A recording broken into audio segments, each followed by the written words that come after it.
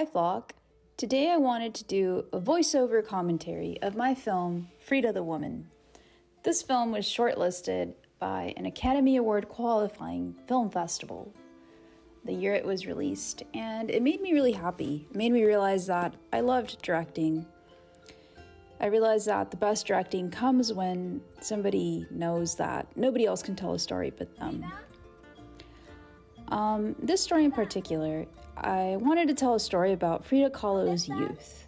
And I did the deep dive. I went to Mexico City, I researched what her life could have been like to get it as accurately as possible.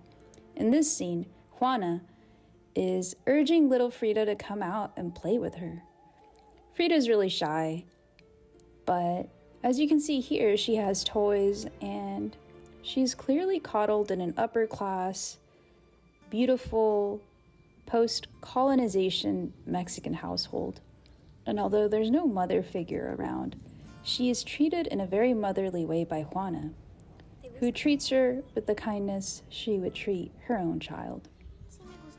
Frida opens up to her, and they begin developing a relationship akin to that of mother and daughter. I felt like it was important to portray this because in the Mexican culture, a lot of the times the children are actually reared by the household help. And it's not done in a derogatory way. It is the way Mexican families create their dynamics. The household help becomes part of the family. It doesn't matter what your skin color is. We are all Mexican. That is the Mexican identity. And I really wanted to show that. In this scene, Frida is now 18, played by me, and she meets a mysterious street vendor called Aida, who gives her a prophecy, a warning, and tells her that what's going to happen next in her life is going to teach her a lot about being a woman.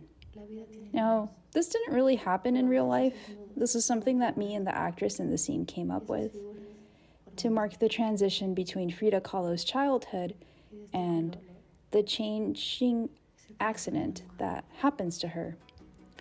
Her bus accident that leaves her bedridden for months, and you'll see. As you can see, she's playing very confused here. This scene was difficult because we didn't have a permit, and I didn't want us to get arrested. In this scene, Danny is squishing the tomatoes as a premonition. And here's the climax. As you can see, we aged Juana up thanks to our FX artist, Lois Espinoza. In this scene, Frida is supposed to be 18 years old, and Juana is supposed to be 10 years older. Here, Frida is expressing frustration at being bedridden. This is based on the fact that Frida Kahlo had planned to attend medical school to be one of the first female doctors in the country. However, her illness stunted those plans, and Frida felt very lost and hurt, and I really wanted to portray this. I also filmed this movie during a period of my life where a lot of frustrations happened, a lot of misunderstandings happened. And I felt very connected to the character. I felt very connected to a character who didn't know where her life was headed and who was at a moment in her life where she had to look inward to be able to reconstruct herself, to move forward. Something that I think is very symbolic of the way women live in this world. Every woman at some period in her life has to look inwards and reconstruct herself and get rid of who she thought she was going to be and figure out who she really wants to be, who that really is. And this scene, I think, is what got us into the festivals. This portrayal of humanity, this universal message of transmuting pain and suffering into something strong, into something that allows you to have hope, into something that allows you to move forward. And I painted the hummingbird as a nod to my now passed away sister Cynthia. The hummingbird was her favorite bird, and to me it symbolizes hope.